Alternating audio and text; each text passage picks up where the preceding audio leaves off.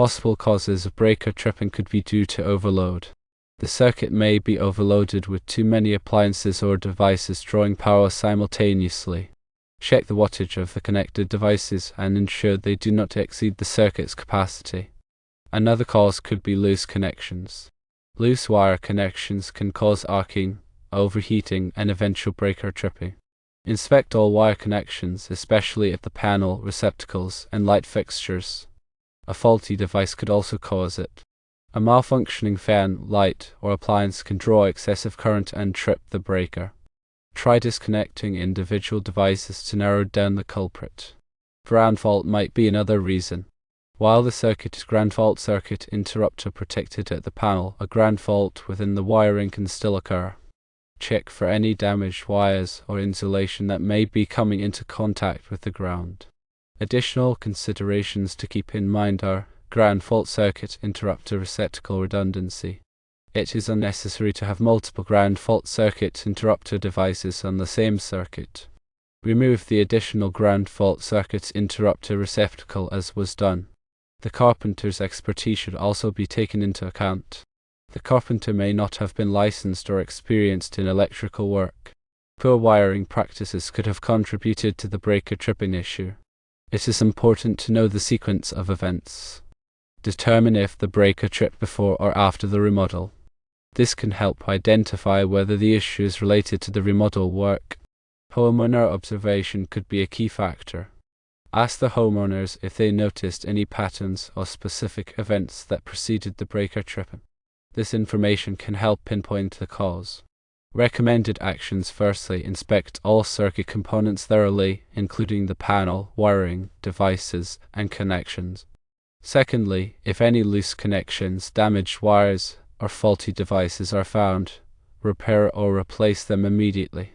Thirdly, check the circuit's load capacity and ensure it is not exceeded. Fourthly, monitor the circuit's operation over a period of time to see if the issue persists. Fifthly, if the problem continues, consider consulting a licensed electrician for further diagnosis and repair. When troubleshooting electrical issues, it's crucial to prioritize safety. Before beginning any work, always turn off the power to the affected circuit at the main electrical panel. Use a reliable voltage tester to confirm that the power is indeed off before touching any wires or components. Never work on live circuits, as this can result in serious injury or death.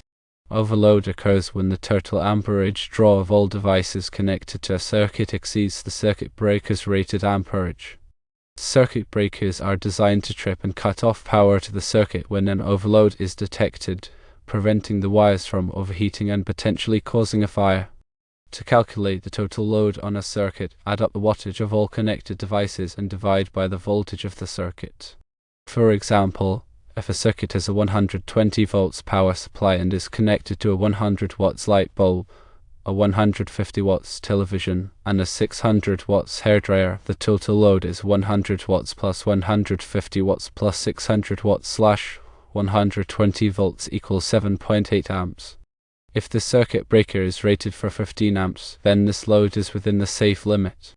However, if more devices are added, exceeding the 15 amps limit, the breaker will trip.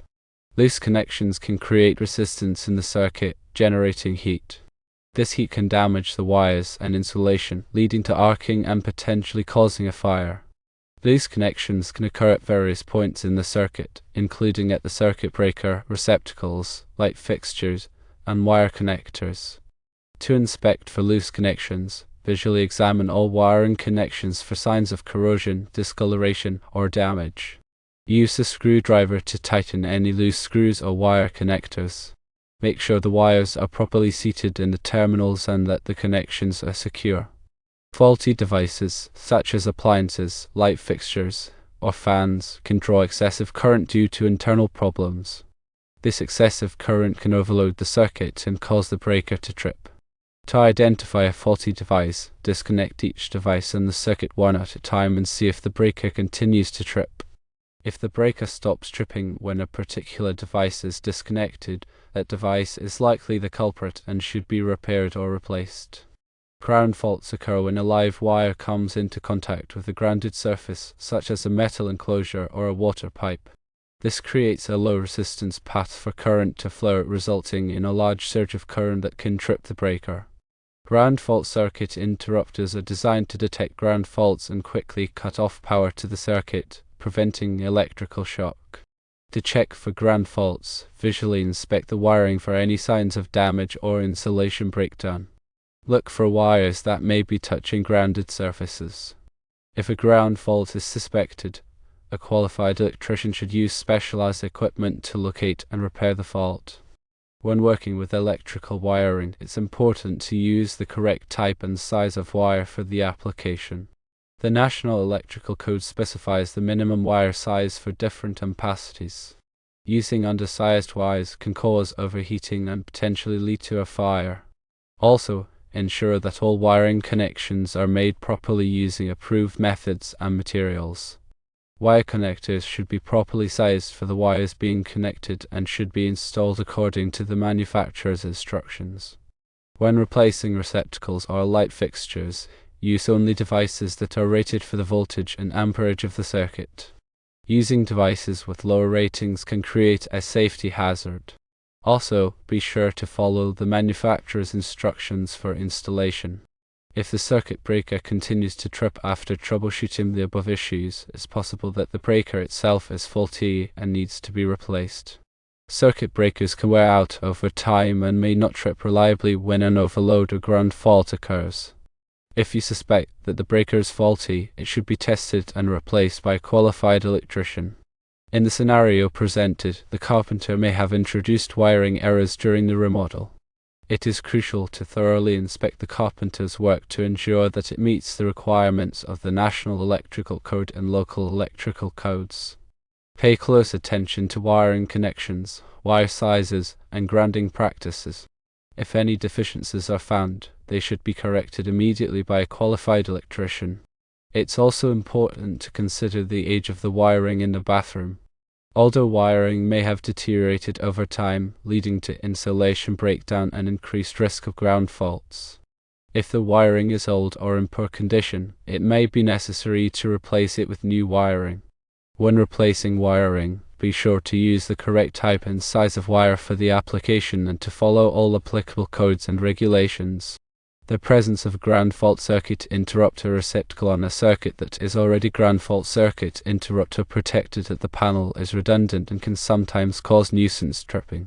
Ground fault circuit interrupters are designed to protect against ground faults, which are electrical faults that can cause shock. When two ground fault circuit interrupters are installed on the same circuit, they can interfere with each other and cause the breaker to trip unnecessarily. Removing the ground fault circuit interrupter receptacle and replacing it with a standard receptacle is a reasonable step to take in this situation. It is important to note that bathroom circuits are typically required to be ground fault circuit interrupter protected to prevent electrical shock. If the circuit is ground fault circuit interrupter protected at the panel, then a ground fault circuit interrupter receptacle is not required. However, if the circuit is not ground fault circuit interrupter protected at the panel, then a ground fault circuit interrupter receptacle should be installed. 2017 National Electrical Code Section 210.8 states that bathrooms require ground fault circuit interrupter protection for receptacles. It is always a good idea to consult with a qualified electrician to ensure that the electrical wiring in your home meets the requirements of the National Electrical Code and local electrical codes. A qualified electrician can inspect the wiring, identify any potential hazards, and make recommendations for repairs or upgrades. Electrical work can be dangerous, so it's always best to leave it to the professionals. When troubleshooting electrical issues, it's important to be patient and methodical. Start by gathering as much information as possible about the problem. Ask the homeowners about the history of the problem and any specific events that may have preceded the breaker tripping. Next, visually inspect the wiring and devices on the circuit for any signs of damage or loose connections.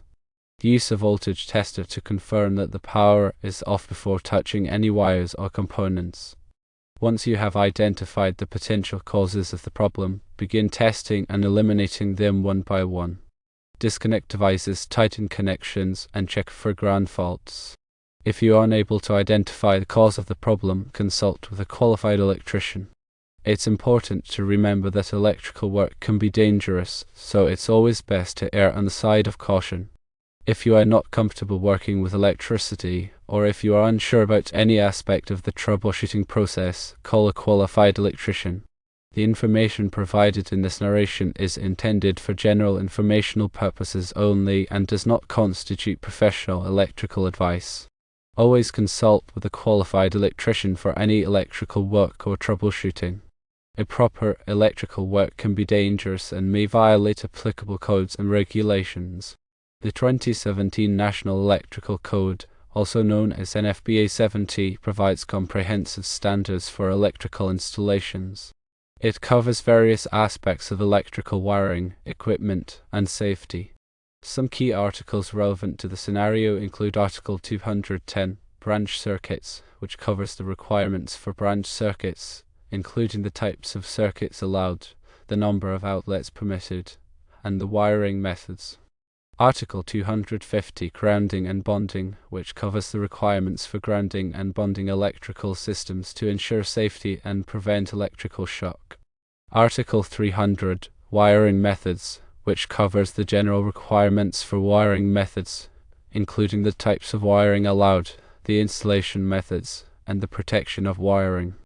Article 406, Receptacles, Cord Connectors, and Attachment Plugs Caps, which covers the requirements for receptacles, including the types of receptacles allowed, the installation methods, and the requirements for ground fault circuit interrupter protection.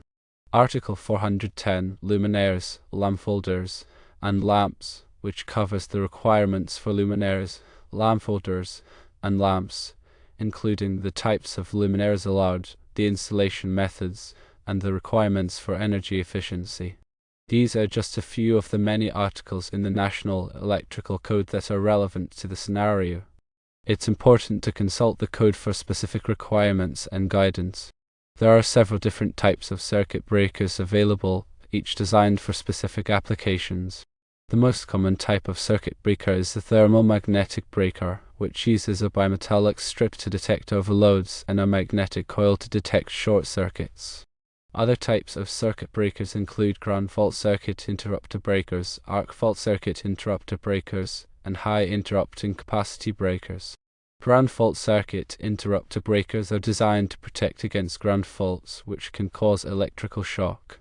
Arc fault circuit interrupter breakers are designed to protect against arc faults, which can cause fires. High interrupting capacity breakers are designed to handle large amounts of current, such as those that may occur during a short circuit. When selecting a circuit breaker, it's important to choose the correct type and size for the application. The circuit breaker should be rated for the voltage and amperage of the circuit that it is protecting. It should also be suitable for the type of load that is being served, such as lighting, appliances, or motors. The National Electrical Code provides guidance on the selection and installation of circuit breakers. Always refer to the code for specific requirement. When working with electricity, it's important to follow safe work practices. Always turn off the power to the circuit before working on any electrical equipment. Use insulated tools and wear appropriate personal protective equipment, such as safety glasses and gloves. Never work in wet or damp conditions. If you are unsure about any aspect of electrical work, consult with a qualified electrician. Remember, safety is always the top priority.